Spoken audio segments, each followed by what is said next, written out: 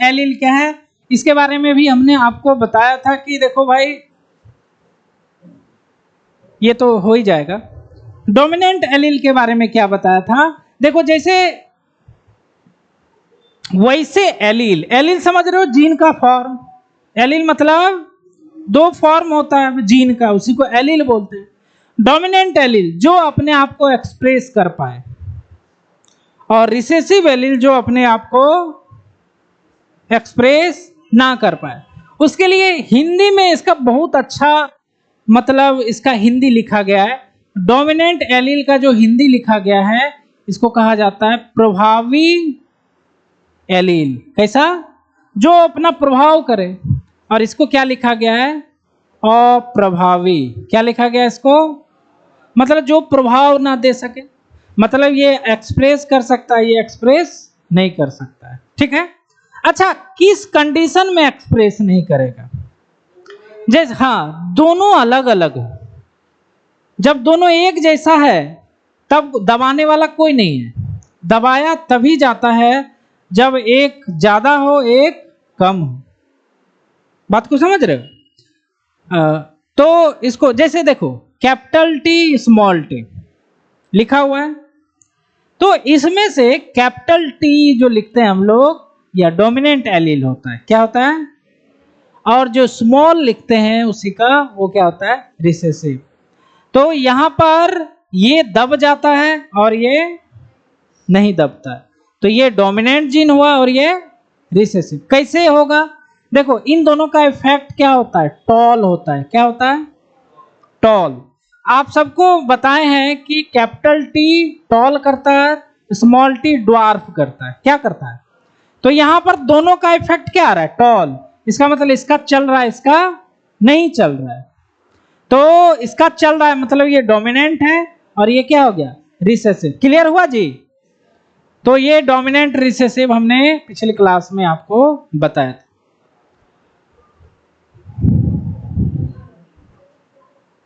इसके बाद दो और चीजें बताई थी, ऊपर है, दो और चीजें बताई थी, और चीजें होमोजाइगस हेट्रोजाइगस। क्या बताया, होमोजाइगस हेट्रोजाइगस। जब एलील सेम प्रकार का प्रेजेंट हो, जैसे कैपिटल टी एक साथ, स्मॉल टी एक साथ, कैपिटल आर एक साथ, या स्मॉल आर, तो इसको कहा जाता है होमोजाइगस। क्या कहलाता है, या फिर इसको प्योर भी कह सकते हो ना, क्योंकि दोनों एक जैसा है। ठीक है, अब हेट्रोजाइगस में देखो, हेट्रोजाइगस क्या होता है, दोनों अलग अलग होने चाहिए। हेट्रोजाइगस मतलब दोनों अलग अलग होने चाहिए, कैपिटल स्मॉल अलग अलग है ना, इसीलिए इसको बोलते हैं हेट्रो। हेट्रो मतलब डिफरेंट। अच्छा, हेट्रोजाइगस को और भी क्या कहा जाता है, हाइब्रिड। ये आपको क्वेश्चन बनाने में काम देगा। या फिर क्या बोल सकते हो, तीनों एक ही चीज है। तो यहां पर कितना हाइब्रिड हुआ, एक हाइब्रिड। कितना है, दो। जब एक अलग अलग हो तो उसको एक हाइब्रिड बोलते हैं। ये भी एक हाइब्रिड है। फिनोकॉपी थोड़ा सा अलग चीज था, हमने बताया था कि देखो कैपिटल टी क्या होना चाहिए, टॉल। स्मॉल टी क्या होना चाहिए, ड्वार्फ। यही होना चाहिए ना, ये टॉल होना चाहिए, ड्वार्फ होना चाहिए। ठीक है, लेकिन क्या होता है, अगर मान लो ये पौधा छोटा है, ड्वार्फ होगा ही, इसका जीन ही ड्वार्फ वाला है, तो ये बच्चा भी क्या होगा, ड्वार्फ होगा।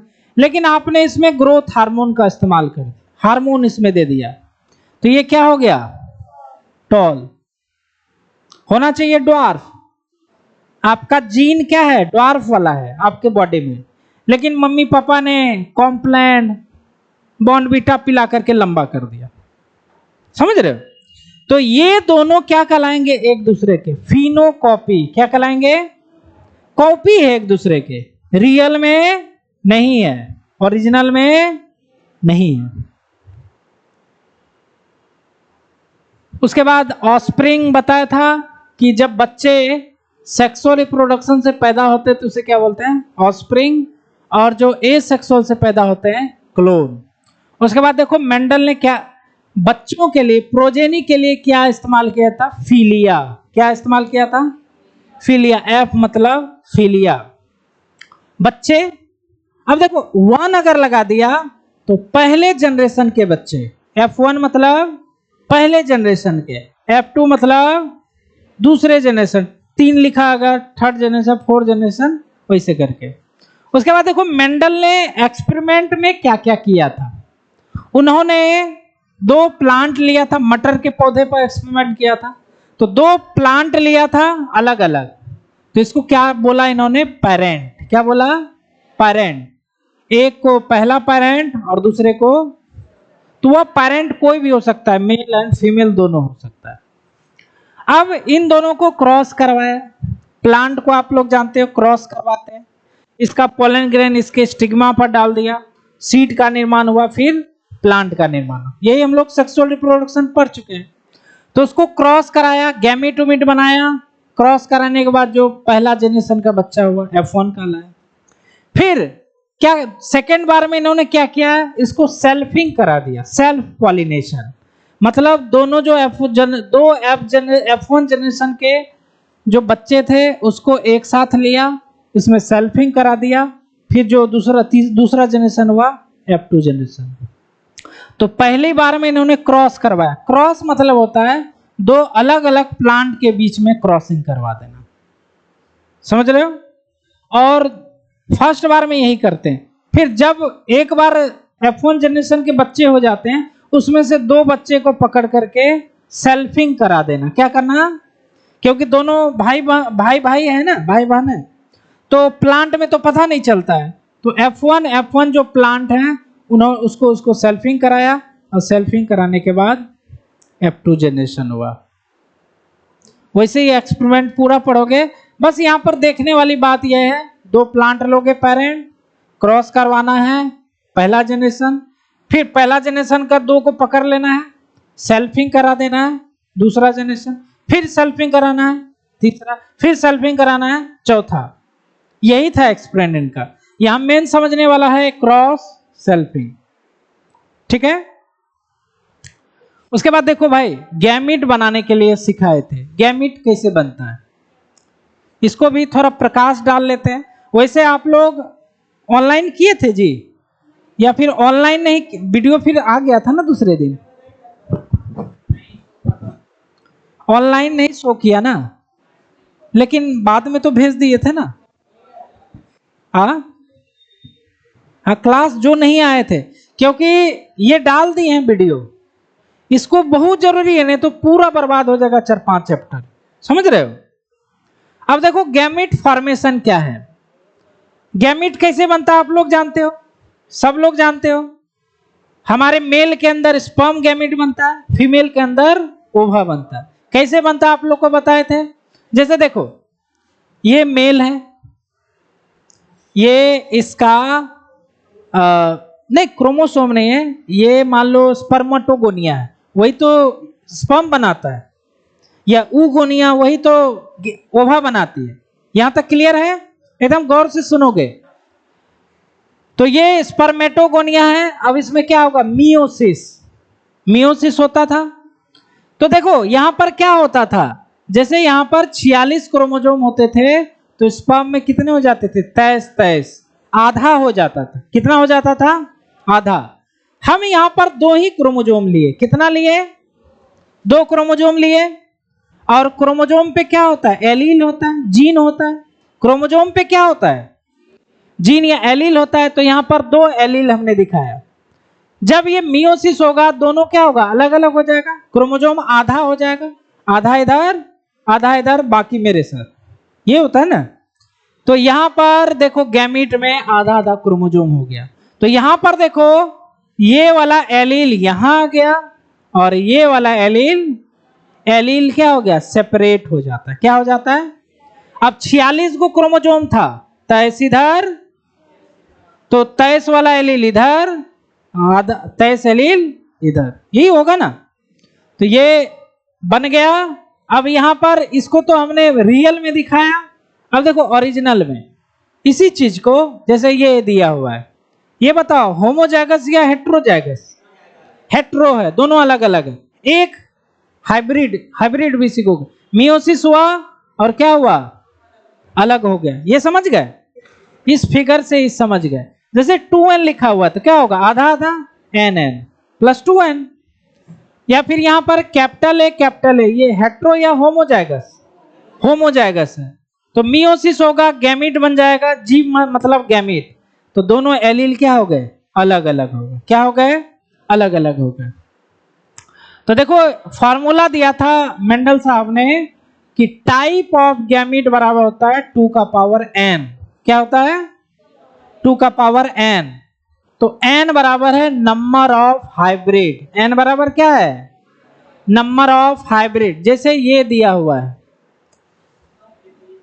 यहां पर देखो हाइब्रिड कितने हैं, ये हाइब्रिड है, हाइब्रिड मतलब हेट्रोजाइगस, हाइब्रिड मतलब हेट्रोजाइगस, ये हाइब्रिड है और ये नहीं है। तो n बराबर यहां क्या हो गया, 2। तो 2 का पावर 2 हो जाएगा, मतलब 4। मतलब कितने टाइप ऑफ गैमीट बनेंगे, 4। क्लियर। देखो ये होमोजाइगस है ना, होमोजाइगस हाइब्रिड नहीं होता है। क्या हाइब्रिड होता है, हेट्रोजाइगस होता है। हेट्रोजाइगस मतलब हाइब्रिड, हेट्रोजाइगस मतलब हाइब्रिड। तो यहां 4 प्रकार का टाइप का गैमीट बनेगा। नंबर कभी नहीं देखा जाता है, टाइप देखा जाता है। क्या देखा जाता है, जैसे 2 गो बताए थे, 2 गो फुटबॉल है और 2 गो क्रिकेट बॉल है, तो कितना टाइप है बॉल का, कितना है जी, 2 टाइप। नंबर कितना है, 4। टाइप देखा जाता है, नोट नंबर। तो यहीं तक हम लोग पढ़े। और है, अब देखो क्वेश्चन करवाए, क्या हो गया जी। देखो हमने दिया था किसी जीव का, देखो इफ, देखो बात नहीं, इधर ध्यान दो। If genotype of an organism is ये जो लिखा है ये क्या है, फिनोटाइप की जीनोटाइप। ये जो लिखे हैं ये क्या लिखे हैं, जीनोटाइप या फिनोटाइप, जीनोटाइप। क्या है, फिनोटाइप मतलब दिखता है, टॉल लिखा रहता, रेड लिखा रहता। तो ए से क्या मतलब है, ये रिप्रेजेंटेशन है ना। जैसे देखो, जैसे हमने टॉल लिखा था तो उसको किससे रिप्रेजेंट किए थे, तो इससे आपको पता चल रहा है कि क्या है, टॉल है कि क्या है, नहीं पता चल रहा है, ठीक है, लेकिन ये दिख जाएगा आपको। तो इसका रिप्रेजेंटेशन ये जीनोटाइप है। ये क्या था, जैसे कोई फूल का रंग रेड है, क्या है, तो ये क्या है, फिनोटाइप है। रेड लिखा हुआ मतलब क्या समझ रहे हो, लाल है, समझ रहे हो। और इस रेड को जब कैपिटल आर से लिख देंगे, ये क्या है, जीनोटाइप है। लिख रहे हैं लड़का काला है, तो ये फिनोटाइप है। लड़का के है, जीनोटाइप। क्या है, जीनो, जो समझ में आ रहा दिख रहा है वो फिनोटाइप।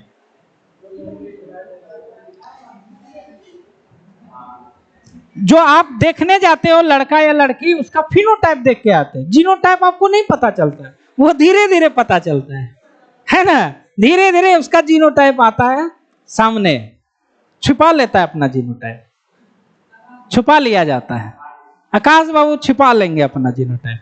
देखो इधर, ये समझ गए, ये किसी जीव का है, ये दिया हुआ है जीनोटाइप।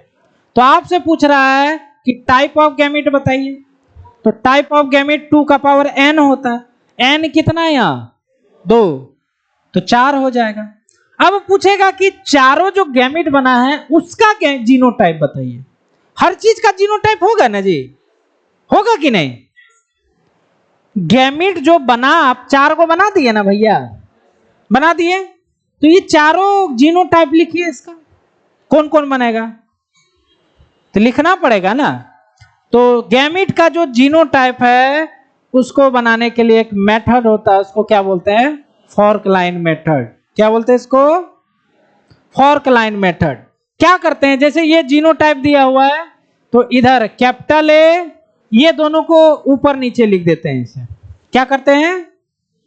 ऊपर नीचे लिख दिया। अब दोनों में इस तरह से कांटा बना दिया। फॉर्क मतलब होता है कांटा, इसमें भी क्या करेंगे? कांटा बना देंगे। दोनों में कांटा बना दिया। अब इस कांटे पर अगला दोनों को लिख देंगे ऊपर नीचे, कैपिटल बी, कैपिटल बी। अब लिखो, इन दोनों को मिला के क्या होगा? कैपिटल ए कैपिटल बी, इन दोनों को मिलाकर कैपिटल ए स्मॉल बी, इन दोनों को मिला स्मॉल ए कैपिटल बी, और इन दोनों को स्मॉल ए। तो ये 4 गैमीट बना। और ये जो लिखा है क्या है? गैमीट का जीनोटाइप। क्या है?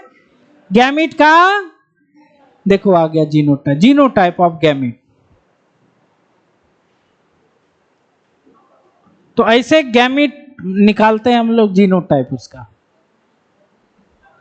आज घर जाके इसको प्रैक्टिस करोगे बढ़िया से। और भी बहुत सारा क्वेश्चन बनाए हैं, जीनोटाइप अलग अलग दिए हैं, इसको जाकर के आप लोग प्रैक्टिस करोगे।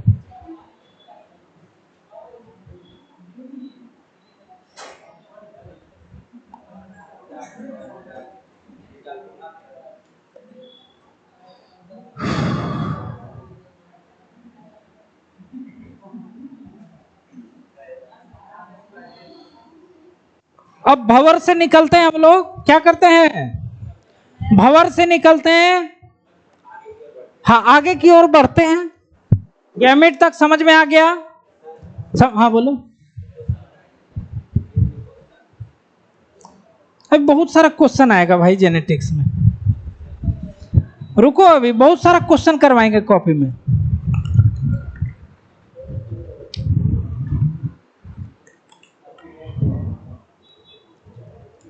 क्लास किए नहीं हो, क्वेश्चन करोगे। अभी तो बेसिक टर्मिनोलॉजी पढ़ा रहे ना, अभी चैप्टर स्टार्ट नहीं हुआ है। क्वेश्चन तो पिछले क्लास में करवाए थे, है ना? पिछले क्लास में करवाए थे। तो ये कितना नंबर तक हुआ था भाई? नंबरिंग क्या था उसका? लिखे हो कोई? गैमीट फॉर्मेशन कितना था? 12। क्या था? अब लिखते हैं हम लोग 13। क्या लिखते हैं? अब इसमें type of inheritance, type of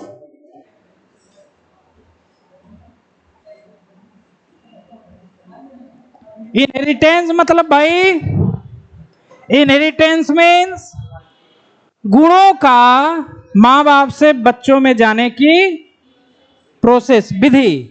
वैसी विधि जिसमें गुण मां बाप से बच्चों में, उसे कहा जाता है इनहेरिटेंस। तो इनहेरिटेंस 2 तरह का होता है।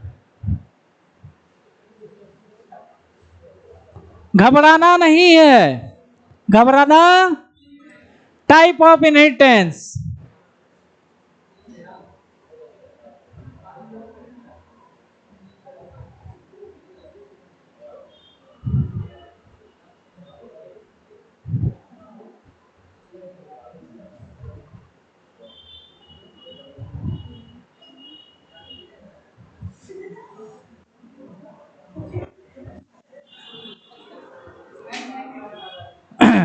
इनहेरिटेंस कितने प्रकार का होता है? न्यूक्लियर इनहेरिटेंस और साइटोप्लाज्म इनहेरिटेंस। देखो इसमें क्या होता है, कुछ नहीं होता भाई। जैसे मान लो ये कोई सेल है, सेल के अंदर ये न्यूक्लियस है, न्यूक्लियस, और ये जो पार्ट होता है इसको कहा जाता है साइटोप्लाज्मा। क्लियर? देखो न्यूक्लियस के अंदर जीन होते हैं, क्रोमोसोम होते हैं, और साइटोप्लाज्मा में भी जीन होते हैं। साइटोप्लाज्मा में आप लोग को याद होगा माइटोकॉन्ड्रिया के अंदर जीन होता है, क्लोरोप्लास्ट के अंदर में डीएनए होता था, जीन होता था।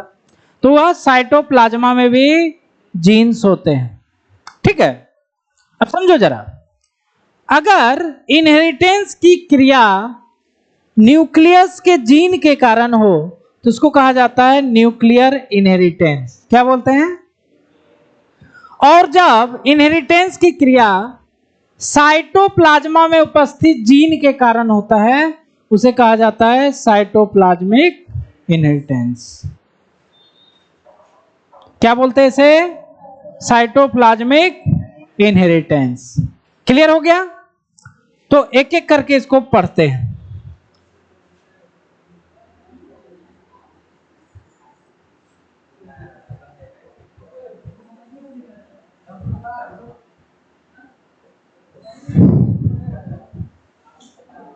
समझना, न्यूक्लियर इनहेरिटेंस क्या होता है? वैसा इनहेरिटेंस जिसमें न्यूक्लियस का जीन इनहेरिटेंस में भाग लेता है। जब मां बाप से बच्चों में गुण न्यूक्लियस का जीन लेके जाए उसी को क्या बोलते हैं? Nuclear inheritance. और जब साइटोप्लाज्मा लेके जाए साइटोप्लाज्मिक इनहेरिटेंस। तो न्यूक्लियर इनहेरिटेंस का परिभाषा लिखते हैं हम लोग। तुम लोग बात मत करो भाई, आज बात मत करो।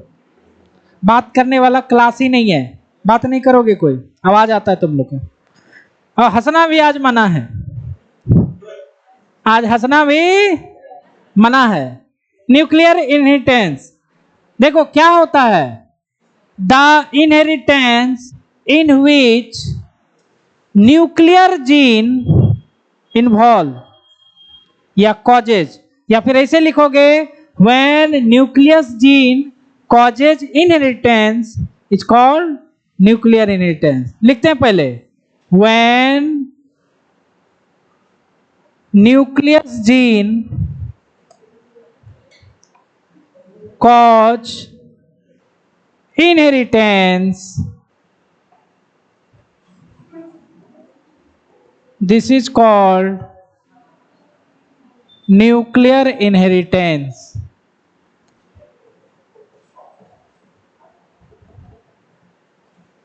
कोई दिक्कत जी?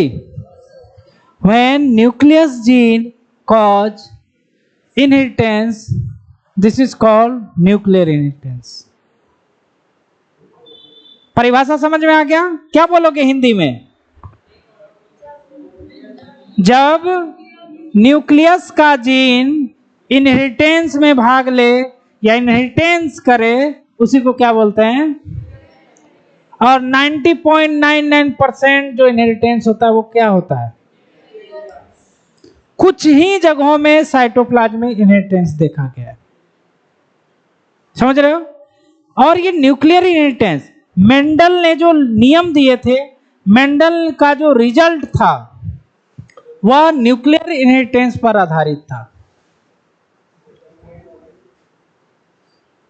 बोलो क्या डोमिनेंट? नहीं, यहां डोमिनेंट से मतलब नहीं है। डोमिनेंट आप अपने मन से कह सकते हो, मतलब न्यूक्लियर इनहेरिटेंस ही होता है। साइटोप्लाज्मिक कुछ ही जीवों में देखा जाता है। क्लियर है? मतलब न्यूक्लियस ही गुणों को कैरी करती है। न्यूक्लियस ही, जैसे आप लोग को बताए थे ये स्पर्म है, स्पर्म में आप लोग को बताया था कि स्पर्म के हेड जो होते हैं वहां क्या होता है? न्यूक्लियस। इसी में ना 23 क्रोमोसोम होते हैं, तो यही तो मिल जाता है जाकर ओवा से, और वही बच्चे में बदल जाता है एम्ब्रियो बन करके। तो न्यूक्लियस ही मेनली गुणों को लेके जाता है। ठीक है? तो Mendel result was based on nuclear inheritance.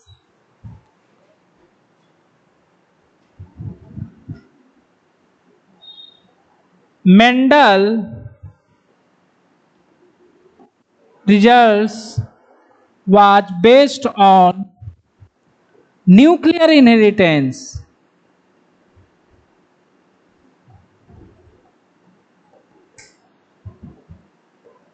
ठीक है? इसको अभी समझाएंगे फिगर बना के। अच्छा बताओ, न्यूक्लियर इनहेरिटेंस, अच्छा पहले एक फिगर बना देते हैं। ये स्पर्म है,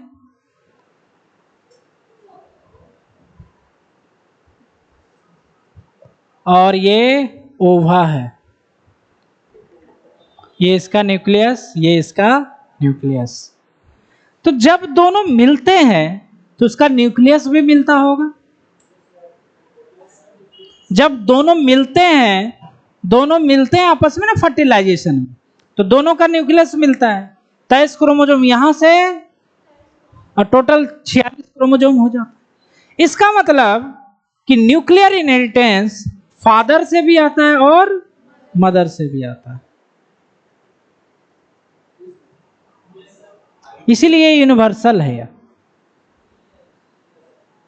तो न्यूक्लियर इनहेरिटेंस क्या होता है? बाय पेरेंटल होता है। कैसा होता है? दोनों के द्वारा, मदर और फादर दोनों के द्वारा होता है। तो अगला पॉइंट लिखेंगे, nuclear inheritance is by parental. देख रहे हो, पेरेंटल बाद में आ रहा है। यहां पेरेंटल का मतलब मां अलग बाप अलग। इंग्लिश वाला पेरेंट नहीं है माता पिता, तमेव माता पिता तुम्हें, है ना, वो नहीं है। बाय पेरेंटल बोला मतलब माँ और बाप, माँ और पिता।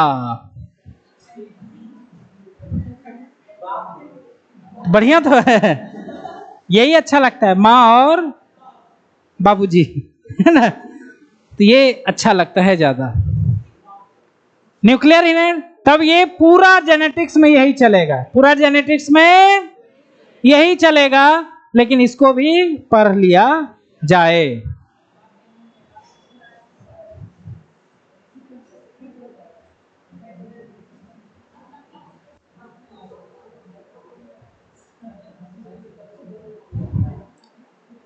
आप लोग एकदम कंसंट्रेट करके पढ़ो भाई, पहले बता दिए हैं। पूरा बात करोगे माइंड भटक जाएगा।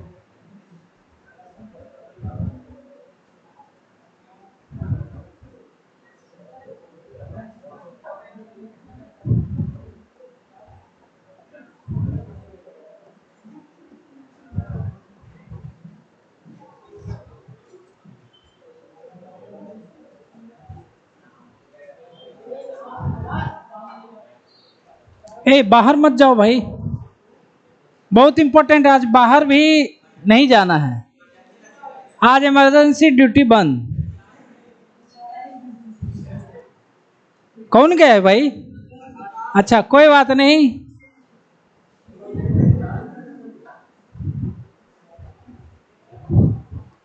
समझिए अब। Cytoplasmic inheritance, when gene of cytoplasm cause inheritance, this is called cytoplasmic inheritance. पहले परिभाषा लिख देते हैं, परिभाषा है ना, क्या लिखेंगे? व्हेन, चलो अभी रहने देते हैं। व्हेन साइटोजीन कॉज इनहेरिटेंस,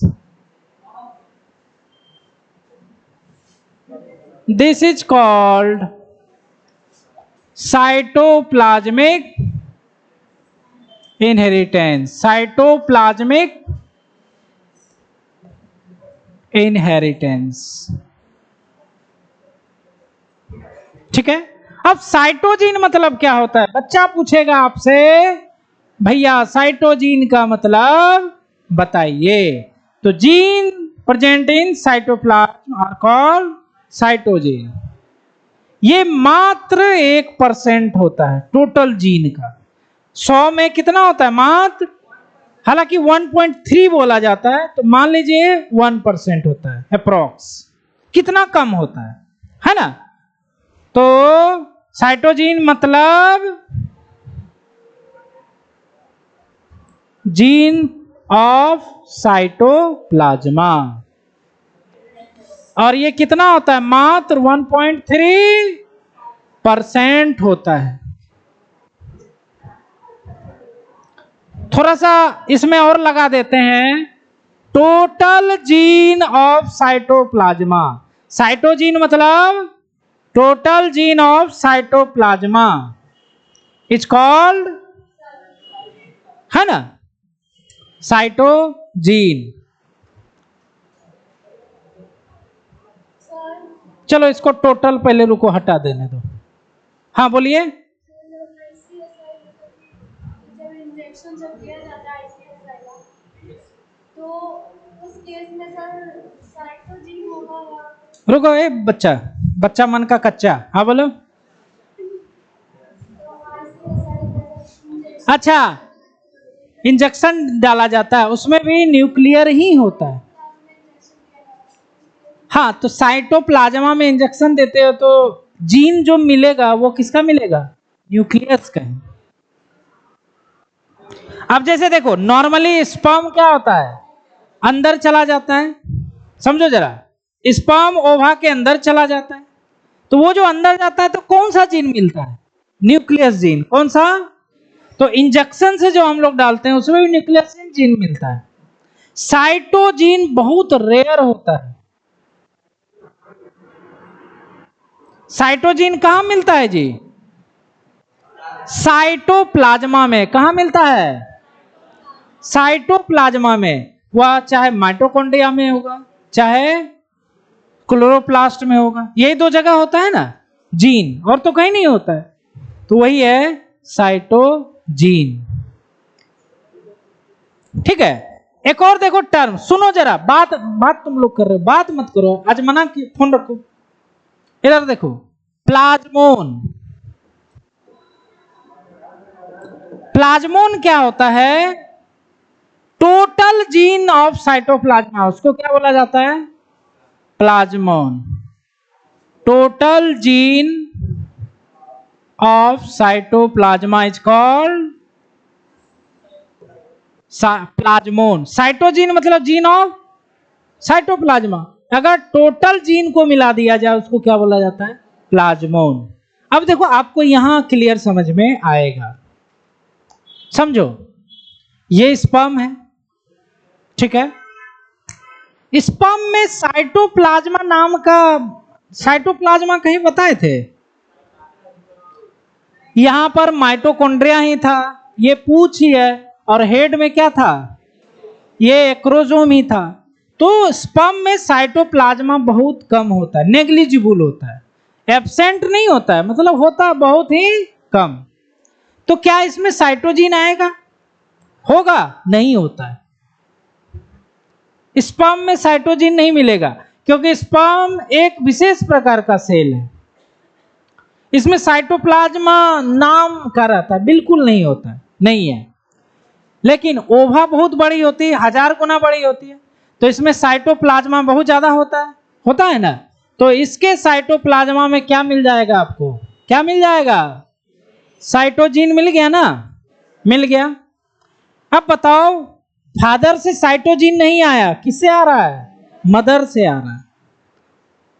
और ये साइटोजिन कहाँ गया? बच्चे में, बच्चे मन एम्ब्रियो में बना और ये बच्चा बदल गया, ये जायगोट बना ना। तो देखो इस जायगोट में जो साइटोजिन है मदर के कारण है। किसके कारण? ओवा, मदर के कारण। यह है साइटोजिन। और ये बच्चे में चला गया। क्या हो गया? ये बच्चों में चला गया और ये गुणों को कहां लेके चला गया? बच्चे में। इसी को कहा जाता है साइटोप्लाज्मिक इनहेरिटेंस। क्या बोलते हैं इसको? Cytoplasmic inheritance. हाँ, दिखाता नहीं है, गुण चला गया। क्या हो गया? अब एग्जाम्पल देंगे आपको, तो इसमें देखोगे कि मदर से ही गुण बच्चों में जाता है। किधर जा रहा है? जबकि न्यूक्लियर इनहेरिटेंस में दोनों से जा रहा है, फादर और, लेकिन यहां कौन कैरी कर रहा है? अच्छा बताओ, इस फिगर में क्या न्यूक्लियर इनहेरिटेंस हो रहा है? हो रहा है ना। फादर का न्यूक्लियस, मदर का न्यूक्लियस मिल गया ना, न्यूक्लियर इनहेरिटेंस हो रहा है। लेकिन साइटोप्लाज्म इनहेरिटेंस कैसे दिख रहा है? दिख रहा है, हाँ, मदर का साइटोजिन बच्चे में गया, बच्चे में जाकर के वो एक्सप्रेस हो जाएगा। एक्सप्रेस होगा तभी ना जानोगे। तो एक्सप्रेस हो जाएगा।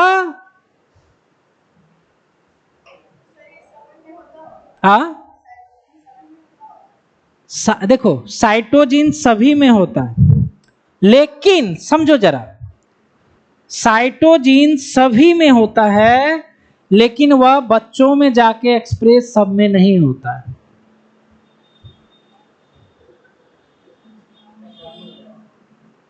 वो एक्सप्रेस ही नहीं हो पाता क्योंकि वो जीन इतना कम होता है कि वह अपने आप को एक्सप्रेस नहीं कर पाता। हाँ, रिसेसिव हो जाता है वो। हमारे आपके शरीर में साइटोजिन है, माँ के आए हैं साइटोजिन हमारे शरीर में है, लेकिन वो साइटोजिन अपने आप को एक्सप्रेस नहीं कर पाता है। वो एक्सप्रेस कहाँ करेगा? जैसे कुछ उदाहरण आपको देंगे, जैसे आपको मकई में हो जाता है, मेज में, उसके अलावा आपको ड्रोसोफिला, फ्रूट फ्लाई, इन सब में साइटोप्लाज्मिक इनहेरिटेंस होता है। जीन है हमारे में, जीन वो एक्सप्रेस नहीं। कौन सा वाला जीन एक्सप्रेस कर रहा है? न्यूक्लियस वाला। कौन सा वाला? न्यूक्लियस वाला। याद रहेगा ना। इसलिए मेंडल को समझने में नहीं मालूम था ये सब चीजें। उसका जितना भी एक्सपेरिमेंट हुआ सब क्या हुआ? Nuclear inheritance.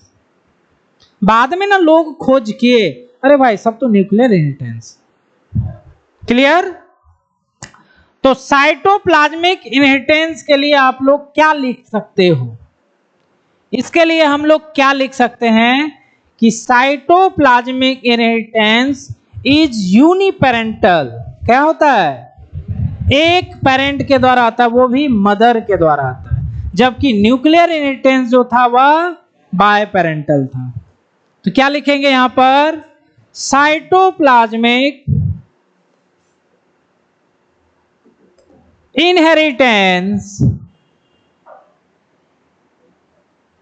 Is uniparental. अच्छा ऐसे लिखते हैं, थोड़ा सा ऐसे लिखते हैं, cytoplasmic inheritance carried by only mother. कौन कैरी करता है? Only mother. So it is called uniparental और मैटरनल इनहेरिटेंस।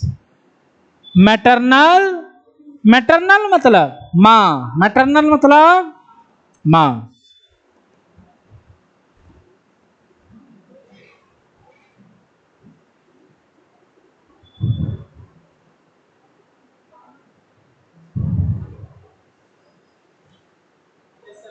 क्लियर? कोई दिक्कत न्यूक्लियर में, साइटोप्लाज्मिक में? परिभाषा बता दोगे बच्चों को? ठीक है। देखो कोई भी चीज आपको तभी याद हुआ समझो जब आप अपने आप बड़बड़ा रहे हो। अपने आप बड़बड़ाया करो जब पढ़ो तो। हाँ, एक बार पढ़ लो आंख बंद करके, सोचो किसी को हम बता रहे हैं, पूछ रहा है कि ये क्या है। पढ़ने में तो ऐसे ही याद करो।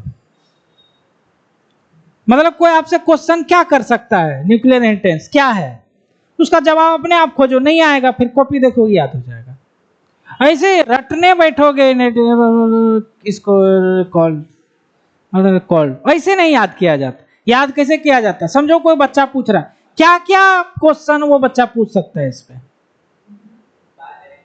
अपने भाषा में पढ़ना, उसके बाद याद हो जाता है बहुत जल्दी। एग्जाम्पल, अब क्या करेंगे? एग्जाम्पल,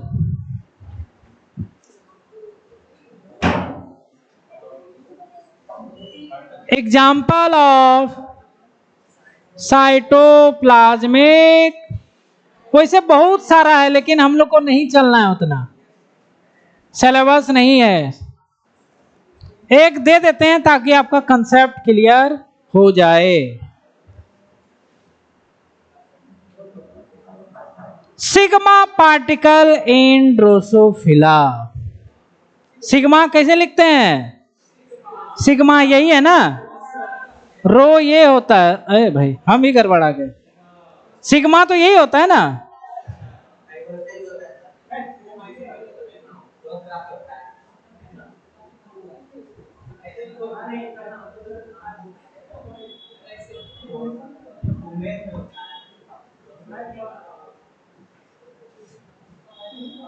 नाम आ गया देखो, एगो ड्रोसोफिला, पहचानते हैं इसको? ड्रोसोफिला को नहीं पहचानते तो आपको पहचान दे देते हैं। जब आप लोग केला या कोई फल लाते हो घर में तो 2-3 दिन बाद क्या होता है, उसके चारों तरफ कुछ मक्खियां उड़ने लगती है, काली काली छोटी छोटी। वही मक्खियां क्या है? Fruit fly.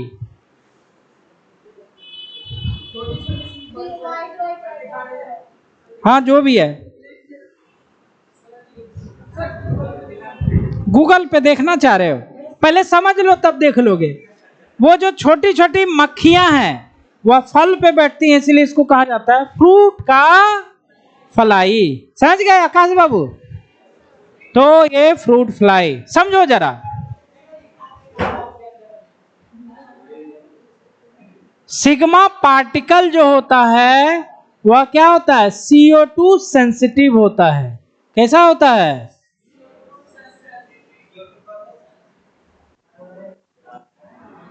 सिग्मा पार्टिकल जो होता है वो कैसा होता है?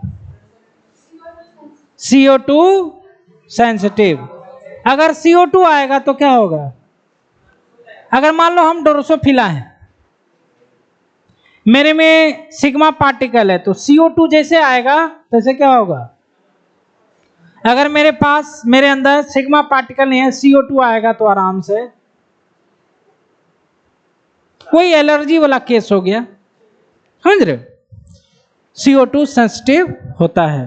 अब देखो क्या करते हैं, आप लोग को एक्सपेरिमेंट दिखा देते हैं। एक ले लिया फादर और एक ले लिया मदर। फादर जो है इसके शरीर में क्या है? सिग्मा पार्टिकल, इसके शरीर में सिग्मा पार्टिकल है। लेकिन मदर कैसी है? नॉर्मल, मतलब इसमें सिग्मा पार्टिकल नहीं है। तो बाप इसका जो है वह CO2 सेंसिटिव होगा, लेकिन मदर जो है वो नॉर्मल है। यही बात हुआ ना? हुआ ना? हुआ। अब इन दोनों को क्या करा देंगे? हम क्रॉस करवा देंगे। क्या कराएंगे? क्रॉस कराएंगे। तो जो बच्चा होगा वो कैसा होगा? नॉर्मल की CO2 सेंसिटिव? कैसा होगा बच्चा? कैसे पता चला?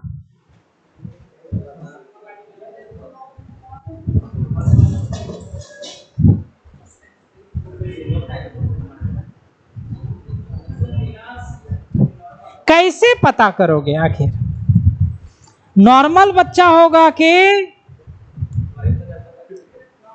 इसको पता करने के लिए कौन सा इनहेरिटेंस है यह? तो जो माँ होगी वही बच्चा होगा ना। साइटोप्लाज्मिक इनहेरिटेंस मतलब माँ का साइटोजिन बच्चा में जाएगा, तो माँ का जो गुण होगा वही बच्चे में आएगा, क्योंकि उदाहरण किसका है यार? साइटोप्लाज्म, मतलब माँ से ही गुण आता है, तो बच्चा कैसा होगा? नॉर्मल।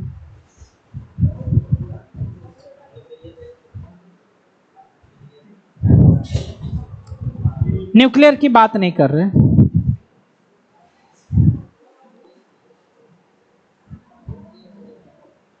अब फादर कैसा हो जाए तो ये क्या हो गया?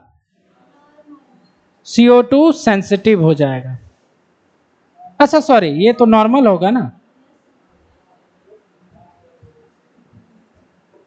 और इस बार बाप कैसा है और माँ कैसी है? सिग्मा पार्टिकल रखती है।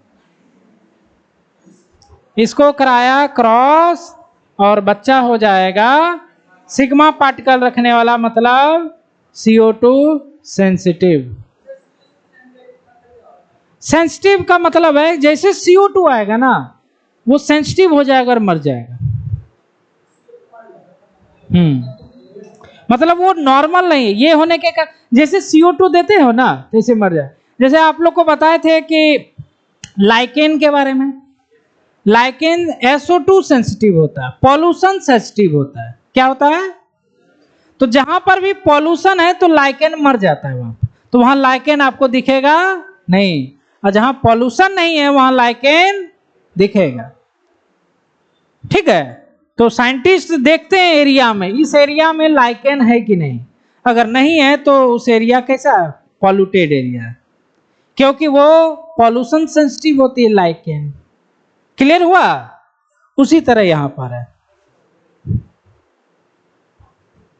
मर जाएगा। सेंसिटिव है मतलब, इसलिए तो नॉर्मल लिख रहे हैं। नॉर्मल लिख रहे हैं इसका मतलब ये है तो कुछ दिक्कत है ना भाई, एबनॉर्मल है कि नहीं?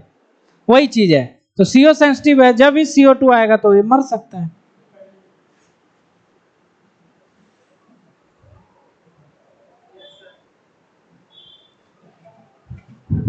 केला को पन्नी में बांध करके पैक करके एकदम चारों तरफ से रख दो, थोड़ा सा भी ऑक्सीजन अंदर नहीं आए, उसमें नहीं होगा ये। CO2 बढ़ जाएगा ना अंदर में, नहीं मिलेगा, सेंसिटिव हो जाएगा। इंसान का नहीं है, एग्जाम्पल लिखा आपको। देखो साइटोप्लाज्मिक इनहेरिटेंस कुछ ही जीवों में देखा गया है, तो इसलिए छोड़ दीजिए। ठीक है, ये आप बुझे, ये आप बुझ गए, कोई दिक्कत इसमें? अब देखो अगला कौन सा नंबर है? 14 होगा ना अगला। देखो कितना टर्मिनोलॉजी पढ़ा रहे हैं आपको।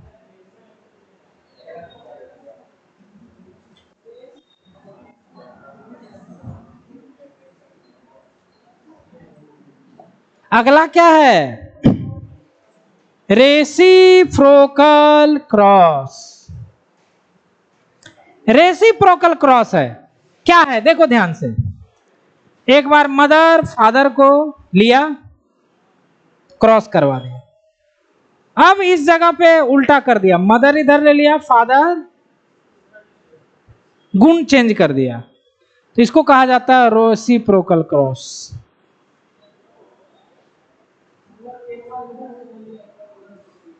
जैसे कोई गुण ले ले, जैसे माँ गोड़ा बाप काला, क्रॉस।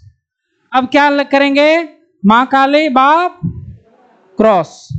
तो जब हम लोग सेक्स चेंज कर देते हैं क्रॉस के दौरान, तो उसी क्रिया को क्या बोलते हैं? रेसिप्रो। पहले परिभाषा लिख देते हैं, उसके बाद एक्सपेरिमेंट लिखेंगे तो समझ में आ जाएगा। क्या लिख रहे हैं? When sex change during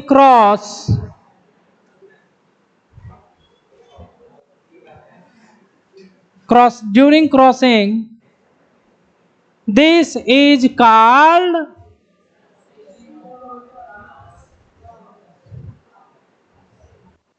genetics चल रहा है, बहुत सारा पढ़ो, बहुत पढ़ो इसको। अब एक्सपेरिमेंट करते हैं हम लोग।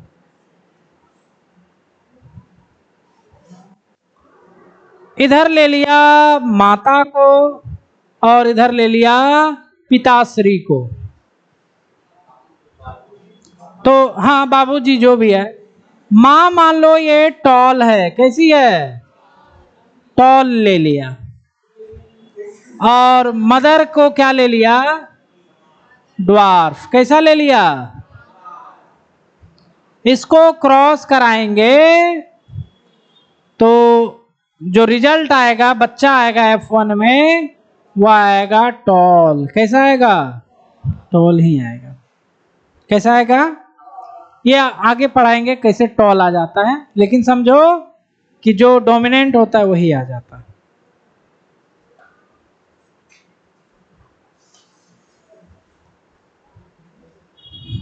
अब इधर क्या किया, माँ इधर, बाबूजी इधर, तो मदर को इस बार क्या किया, ड्वार्फ ले लिया।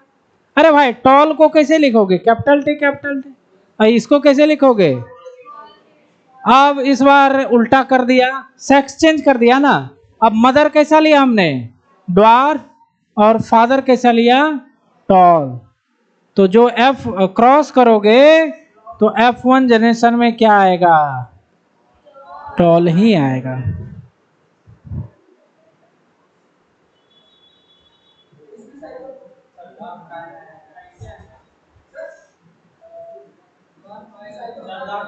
हाँ बोलिए, नहीं हो रहा है। साइटोप्लाज्मिक इनहेरिटेंस मतलब जो माँ है वही बच्चा आना चाहिए, लेकिन वैसा नहीं हो रहा है ना। नहीं, जो भी साइटोप्लाज्मिक इनहेरिटेंस सोचना ही नहीं है इस पूरे चैप्टर में। क्या सोचना है, न्यूक्लियर इनहेरिटेंस। तो यहां पर क्या लिखेंगे, हम क्या लिखेंगे, अगर रेसिप्रोकल क्रॉस कर रहे हैं, अगर उसका रिजल्ट सेम रहा तो वो न्यूक्लियर इनहेरिटेंस है, अगर रिजल्ट अलग अलग आया तो वो क्या होगा, साइटोप्लाज्मिक इनहेरिटेंस। पहले लिख देते हैं इसको।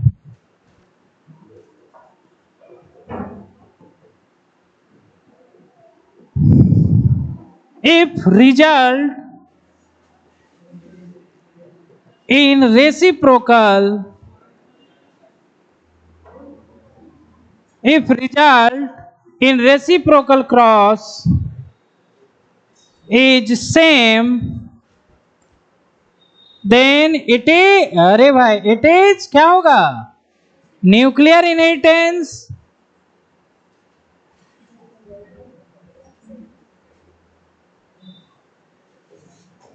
If result change, this is cytoplasmic inheritance।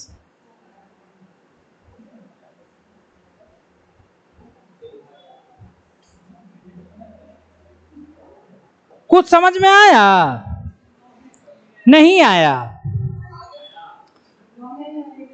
अगर देखो क्या कह रहे हैं हम, एक बार माँ का लिया, एक फादर का, फिर चेंज कर दिया दोनों का गुण, इसमें गुण अलग, इसमें गुण अलग। अगर क्रॉस कराया रिजल्ट सेम रहा तो इसका मतलब न्यूक्लियर इनहेरिटेंस। अगर रिजल्ट चेंज हो जाता है रेसिप्रोकल क्रॉस करने से तो वो साइटोप्लाज्म। अब यहां पर देखिए, इसमें देखो कि यहां पर हमने चेंज किया ना, एक बार फादर को ये लिया, एक बार फादर को नॉर्मल लिया, रेसिप्रोकल किया ये, तो यहां पर देखो चेंज हो जा रहा है रिजल्ट, एक में नॉर्मल आ रहा है, एक में रिजल्ट कौन है जी, बच्चा है ना, रिजल्ट मतलब बच्चा। तो यहां पर बच्चा चेंज हो गया ना उसका। अगर चेंज हो रहा है तो साइटोप्लाज्मिक, अगर चेंज नहीं हो रहा है तो, इसीलिए मेंडल में पूरा एक्सपेरिमेंट पढ़ाएंगे, कहीं पर मेल फीमेल लिखते ही नहीं है, नहीं भी लिखोगे सही है, कोई ठिकाना नहीं, किसी को किधर भी कर दो कोई दिक्कत नहीं है।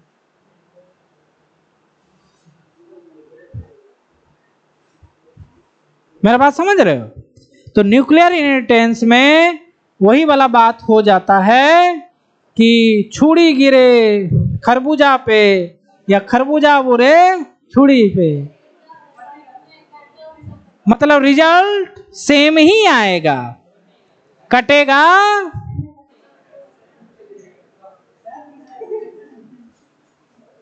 समझ रहे हो बात को?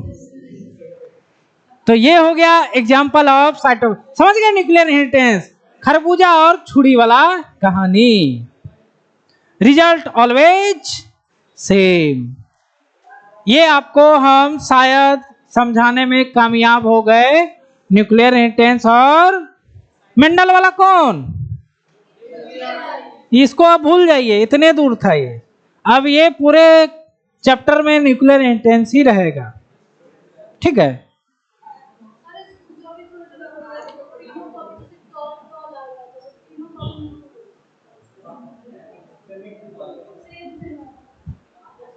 तो वो देखो आपने हार्मोन वगैरह दे दिया तब ना हो गया, तो उसको उधर ही रहने देते हैं ना, सेम हो गया, वो अलग चीज था ना, उसमें तो आप लोग हार्मोन वगैरह देके कर दिए, समझ रहे हैं?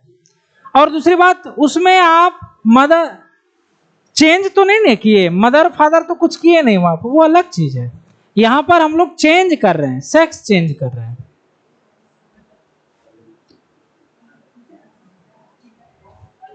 अब हम लोग चलते हैं चैप्टर पर। कहां चलते हैं? चैप्टर पर। और जो मेन स्टार्ट होगा वह मेंडलिज्म। क्या स्टार्ट होगा? मतलब मेंडल का दुनिया, मेंडल का एक्सपेरिमेंट। तो बड़ा सा हम लिखने वाले हैं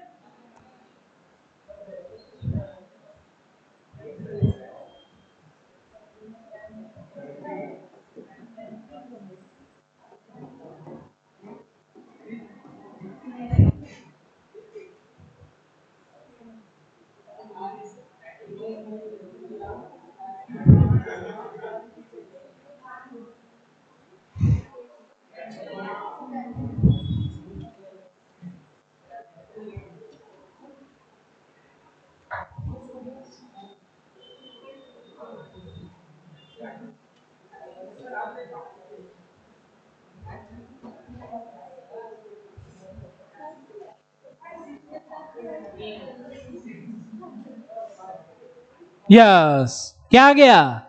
मेंडलिज्म, मेंडल की दुनिया।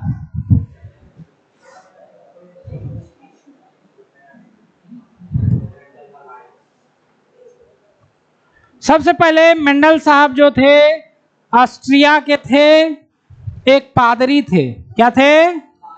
पादरी मतलब होता है कि पोप को कहा जाता है। किसको बोला जाता है? पोप को कहा जाता है। मतलब शायद पुजारी जो होते हैं, क्रिश्चियन जो धर्म होता है उसमें वो पुजारी होते हैं, है ना? ऑस्ट्रिया, ऑस्ट्रिया एक जगह है। तो पादरी थे और वहीं पर उनको ये सब बहुत अच्छा लगता था। खेती बाड़ी, बगान लगाए थे, उसमें मटर वगैरह बोते थे, फूल वगैरह बोते थे और राजमा का खेती भी करते थे। तो इन्होंने मटर के पौधे पर एक्सपेरिमेंट किया और थोड़ा सा राजमा पे भी किया था। तो राजमा वाला जो इन्होंने एक्सपेरिमेंट करके जो रिजल्ट था उसको अच्छा से पब्लिश नहीं किया था, लेकिन मटर के पौधे पर इन्होंने पब्लिश किया। तो मेंडल का जो जन्म था वह लगभग 1822 के आसपास हुआ था और 22 जुलाई को, इसी जुलाई मंथ में इनका जन्म हुआ था। तो पहले लिखते हैं 2-3 लाइन।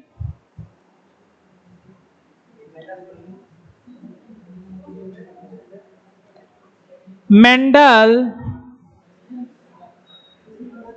born in 22 जुलाई 1822 ईस्वी इन ऑस्ट्रिया, है ना? ऑस्ट्रिया। इन्होंने एक्सपेरिमेंट किस पॉइंट पर किया था?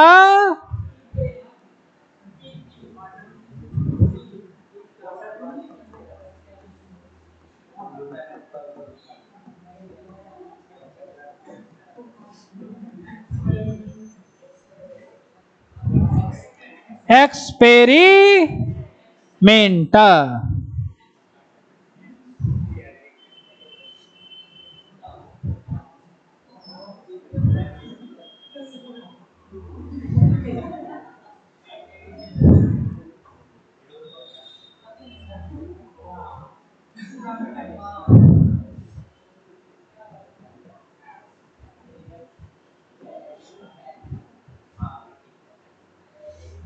एक्सपेरिमेंट। तो मेंडल का जो एक्सपेरिमेंट था वह था इनहेरिटेंस पर। किस पर था? तो इन्होंने एक्सपेरिमेंट जो किया था इनहेरिटेंस पे किया था, और जो नियम दिया था उसका नाम था लॉ ऑफ इनहेरिटेंस। क्या बताया था इन्होंने? Law of inheritance.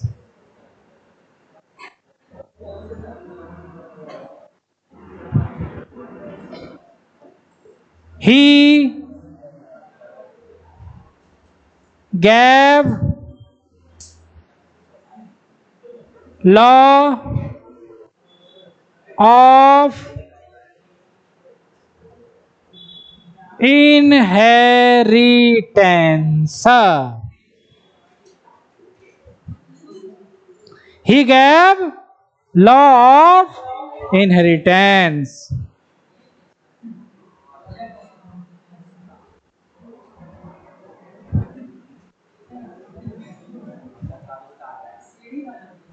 बन गया। अच्छा ही लग रहा है, नहीं लग रहा है? बहुत अच्छा लग रहा है। देखो कितना बढ़िया बोला, बहुत अच्छा लग रहा है भाई।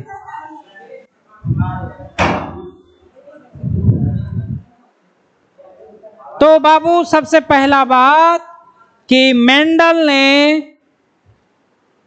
पी पर एक्सपेरिमेंट किया था, मटर के पौधे पर एक्सपेरिमेंट किया था, जिसका नाम था पाइसम सेटाइवम। क्या नाम था? वह मटर था गार्डन पी। कैसा पी था? Garden pea. और उसका बोटेनिकल नेम था पाइसम सेटाइवम।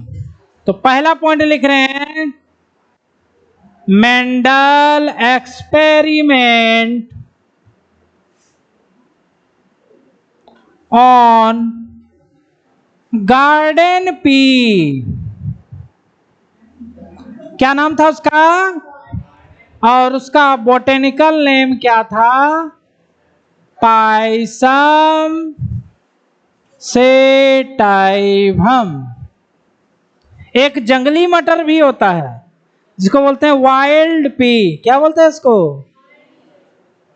इसको ओनेथ्रा लेमेरकियाना कहा जाता है। उसको हटाओ, गार्डन पी पाइसम सेटाइवम। इन्होंने 14 तरह के मटर के पौधे को लिया था, मतलब 14 ट्रू ब्रीडिंग प्लांट लिया था। क्या लिया था? 14। कितने प्लांट लिए थे? और वो सभी क्या थे? ट्रू थे, प्योर थे। क्या थे?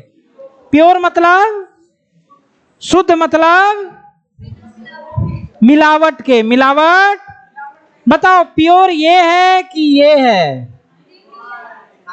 ये, कौन है? ये प्योर है। ये क्या है? इम्प्योर, हेट्रोजाइगस या hybrid.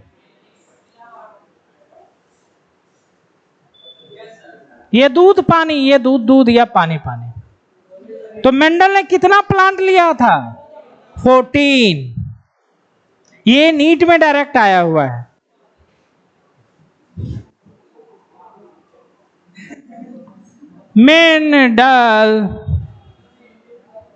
Mendel use 14 true breeding P plant.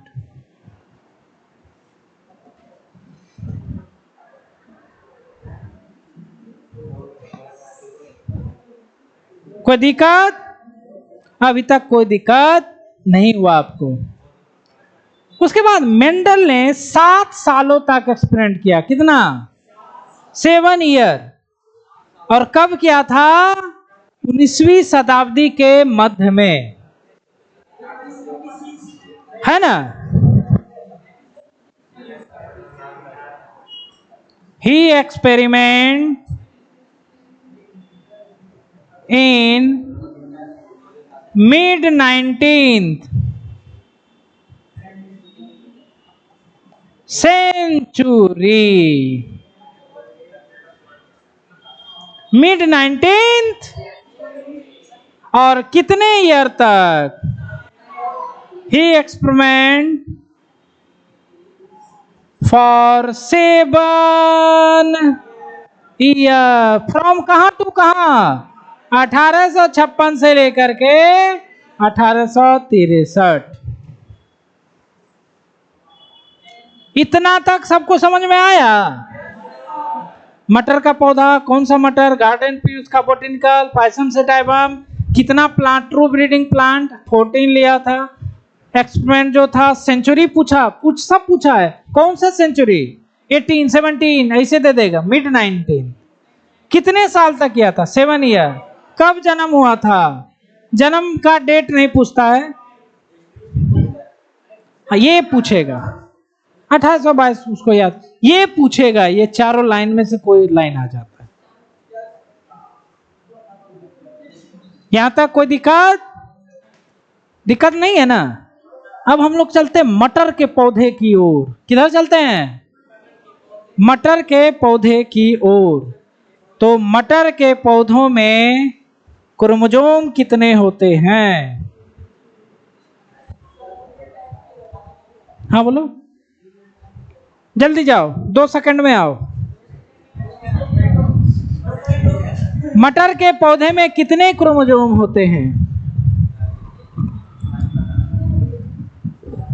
पता रहेगा तो, पता रहता तो पढ़ने थोड़े ना आते, है ना।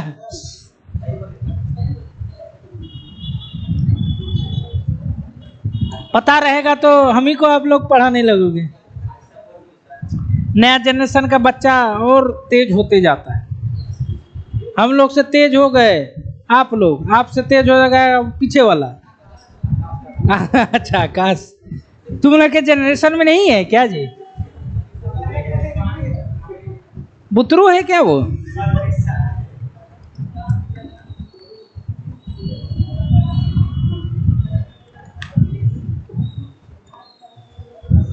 वो अकेला बैठता है ताकि पूरा कंसंट्रेशन कर सके,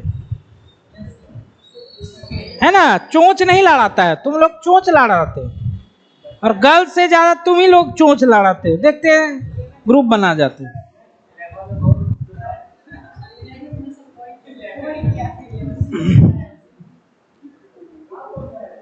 तो जब जागो तभी सवेरा, समझ रहे हैं? जागिए जागिए।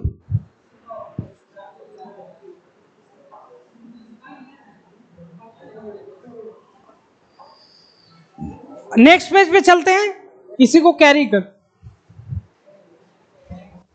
जल्दी आओ, उसको बंद करो, जल्दी आओ, समय नहीं है।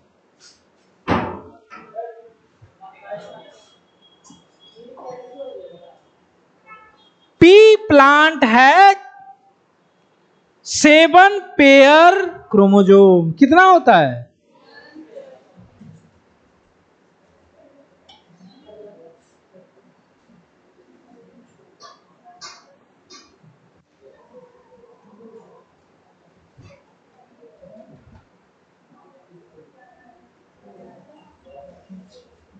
सेवन पेयर बोले तो 14, कितना?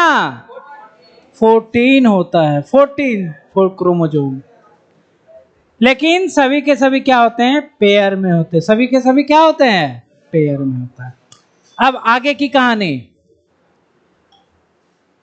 मेंडल ने मटर का 7 कैरेक्टर लिया था। कितना लिया था? 7 कैरेक्टर, 7। कितना कैरेक्टर? मटर के पौधे का कितना कैरेक्टर लिया था? एक कैरेक्टर में कितना फॉर्म होता है? एक गुण का कितना प्रकार होता है? 2। बता देना, गोरा, काला, लंबा, नाटा, यही ना। तो 7 कैरेक्टर का कितना फॉर्म होगा? 14 होगा। और कैरेक्टर का जो फॉर्म होता है उसको कहा जाता है ट्रेट। क्या बोलते हैं उसको? ट्रेट। जैसे हाइट एक कैरेक्टर है तो उसका 2 ट्रेट होगा, टाल और ड्वार्फ। और दोनों ट्रेट क्या होते हैं? उल्टा होते हैं। कैसे होते हैं? लंबा नहीं तो बौना, उल्टा हुआ ना, तो इसीलिए उसको कहा जाता है कॉन्ट्रास्टिंग ट्रेट। पहले लिखते हैं, मेंडल यूज 7 कैरेक्टर्स, या इसी को क्या बोलोगे? 7 पेयर कॉन्ट्रास्टिंग ट्रेट्स। या तो 7 कैरेक्टर बोलो या ट्रेट बोलोगे तो कितना बोलना पड़ेगा? दुगुना, 7 पेयर।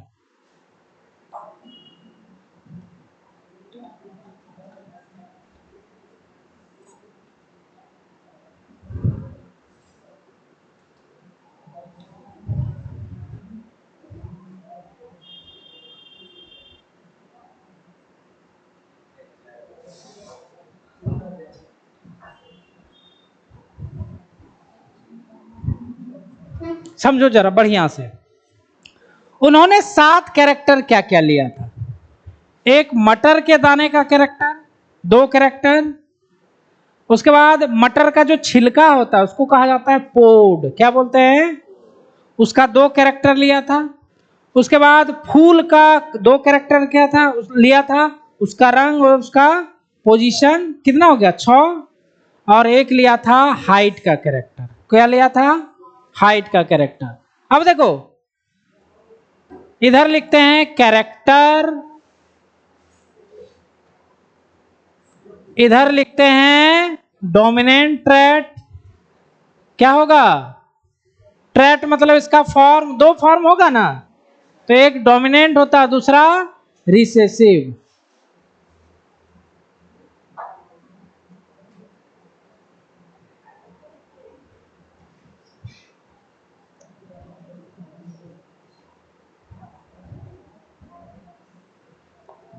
कौन कौन सा कैरेक्टर? बीज का 2 कैरेक्टर लिया था, एक सीड कलर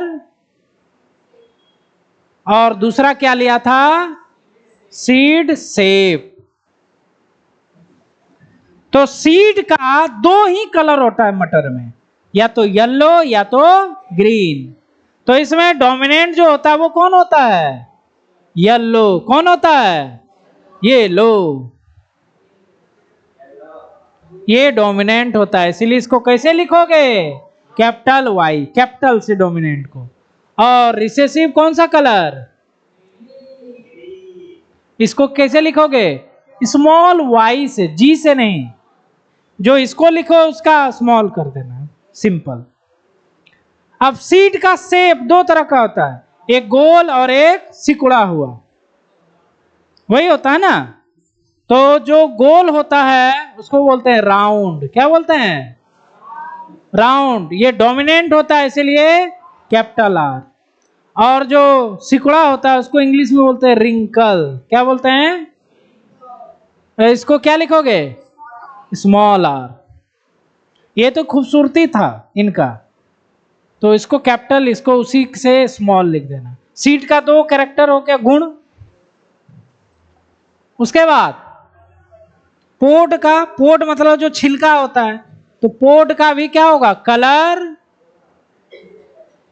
पोड देखो, डोमिनेंट मतलब क्या है? ज्यादा वो पाया जाना। डोमिनेंट मतलब क्या होता है?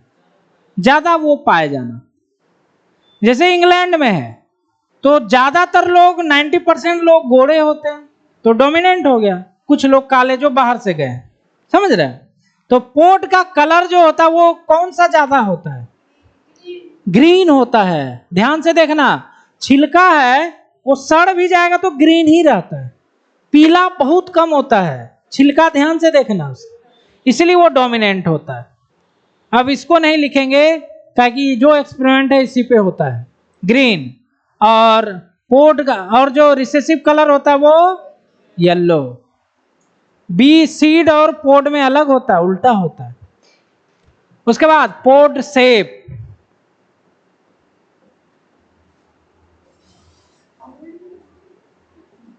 पोड शेप।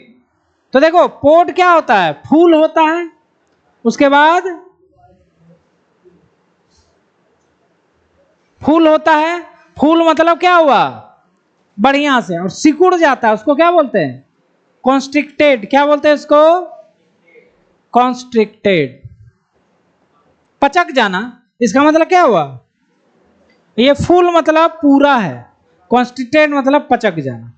शेप, दो तरह का शेप होता है। डोमिनेंट कौन होता है, इसलिए हमेशा देखो कितना दिन भी घर में रख लोगे पोड को, वो फूल ही रहता है, सिकुड़ा हुआ, कि वो डोमिनेंट है।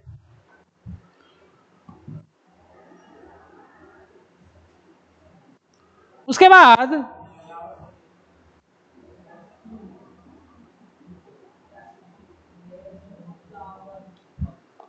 बाद पांचवा क्या होगा, फ्लावर। फ्लावर का कलर, फ्लावर, फ्लावर का दो कलर होता है, वायलेट और वाइट, जिसमें से ज्यादा कौन होता है, वायलेट डोमिनेंट होता है, और वाइट क्या होता है, रिसेसिव होता है। तो ज्यादातर बैगनी कलर ही दिखता है क्योंकि ये डोमिनेंट है। उसके बाद फ्लावर का पोजीशन,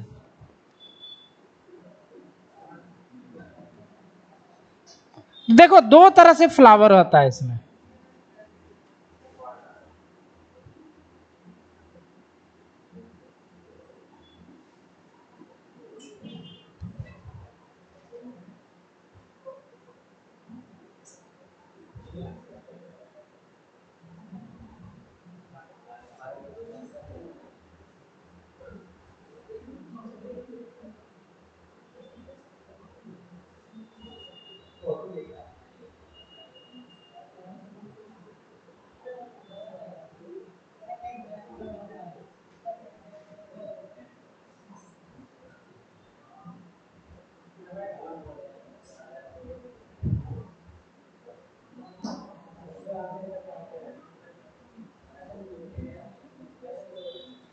दोनों में आपको क्या अंतर दिख रहा है, देखो इसमें जो दिख रहा है फ्लावर सबसे ऊपर है, टर्मिनल है, कैसा है, सबसे लास्ट में, और यह मेन ब्रांच में ना होकर के साइड से निकला हुआ है। सो साइड से निकला होता है उसको कहा जाता है एक्सियल, क्या बोलते हैं, और जब साइड में ना होकर के कपाड़ पर हो तो उसको क्या बोलते हैं, टर्मिनल। टर्मिनल मतलब जहां रुके, अंत में, राजेंद्र नगर टर्मिनल अंत हो गया वो, समझ रहे हो। तो इसको इस तरह से कहते हैं। वैसे आप लोग 11th में बताए थे, ये जो होता है वह रेसिमोज टाइप का होता है फ्लावर, और ये साइमोज टाइप का होता है, ठीक है। फ्लावर पोजीशन, और लास्ट क्या है, हाइट। क्या है, हाइट, है ना। तो हाइट से भी बहुत सारा होता है, एक टॉल होता है, क्या होता है, इसको किससे दिखाते हैं, कैपिटल, और एक ड्वार्फ होता है जिसको किससे लिखाएंगे। तो देखो जितना भी एक्सपेरिमेंट है आप लोग के बीएससी लेवल तक, सब में एक तीन ही एक्सपेरिमेंट है जो मेंडल ने ज्यादा किया था, 1, 2 और हाइट वाला।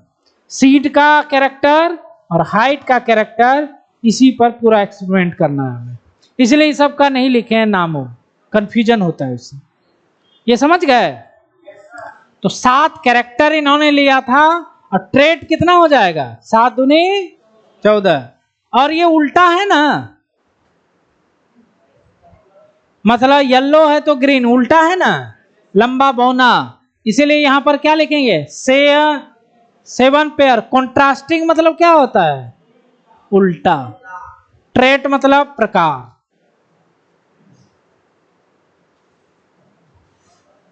आदमी भी 2 प्रकार का होता है, अच्छा बुरा, उल्टा कैरेक्टर। विलोम शब्द, ये नहीं पढ़ते हैं, ऊंचा नीचा, आकाश पाताल, यही सब होता है। तो यही है। तो ये यहां तक समझ गए ना। अब आगे का और ज्यादा इंटरेस्टिंग, धीरे धीरे इंटरेस्ट इसमें बढ़ते जाएगा। तो आज का क्लास हम लोग यहीं तक रखने का प्रयत्न करते हैं। तो इसको पीछे वाला पूरा पढ़ के आना, पीछे वाला बिल्कुल पढ़ के आना बढ़िया से, नहीं पढ़ के आओगे समझ में नहीं आएगा। कॉपी पहले पढ़ो, एनसीईआरटी से कुछ पल्ले नहीं पड़ेगा इस चैप्टर में। इस चैप्टर में एनसीईआरटी पहले मत पढ़ना, कोई पल्ला नहीं पड़ेगा, सही से लिखा नहीं है, बहुत टफ लिखा हुआ है, समझ रहे हो।